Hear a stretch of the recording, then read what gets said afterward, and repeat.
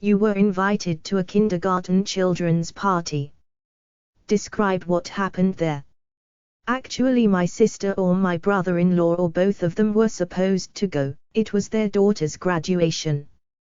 But they had something on, so I ended up attending my niece's kindergarten graduation ceremony followed by the party.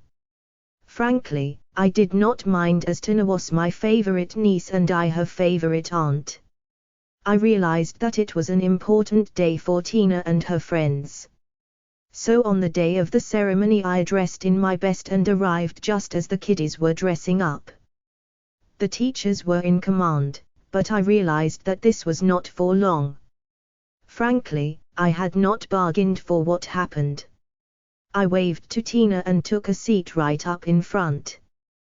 Then I looked about me and noticed that none of the mothers were with me. Where were they? I decided to investigate. When I found them, I realized what was happening. The mothers were taking over the whole ceremony. The teachers were brushed aside as the mothers rushed forward to dress their precious ones. Not to be outdone, I joined the fray. Handbags were opened and despite all the teachers' protestations, the female kiddies were painted into all sorts of colors and shades. I grit my teeth in determination and opened my handbag. This was a Singapore teenager they were playing with. Within minutes I had transformed Tina into a little version of me. I stood back to admire my handiwork and then marched her proudly to the forming up area. Then the children formed up and graduated. The ceremony was just perfect. I could not help noticing that all the girls looked like reduced photocopies, in full color, of their makeup artists / mothers. Following the graduation was the party.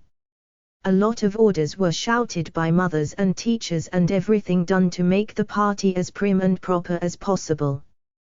The kiddies did exactly as they were told, then a few of them, mostly boys, decided to brighten things up. Within minutes they took over and became kids. Balloons were burst, horns were blown, water was splashed and many more activities generally frowned on, but enjoyed nevertheless. The teachers and mothers kept yelling orders but none of the children heard them anymore. The riot was complete. I approved. I took a back seat and sipped my drink while enjoying the goings-on. All the kids had a good time while all the mothers and teachers had headaches. After some time, the mothers got tired and dragged the kids home. What spoil sports? I thought. As for me, I stayed until Tina had enough. By that time she was too tired to walk and I had to carry her home. She slept all the way on my shoulders. I felt like a mother.